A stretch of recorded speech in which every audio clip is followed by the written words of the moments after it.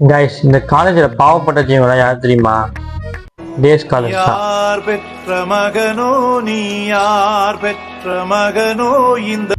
ஏன்னா இந்த hostel ஸ்டூடெண்ட்ஸ்லாம் 9:30 காலேஜ்னா 9 o'clock தான் ஏஞ்சி ரெடி ஆகிட்டு காலேஜுக்கு வருவாங்க.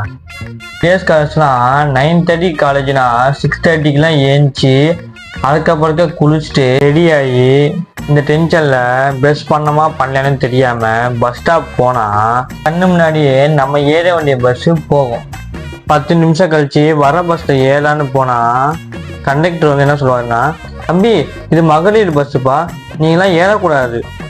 இல்லை எனக்கு புரியல, ஊருக்கு ஒரு 4 பஸ் 5 பஸ் மகளிர் விட்டா ஓகே, ஊர்ல பாதி பஸ் மகளிர் விட்டு வச்சிருக்கீங்க.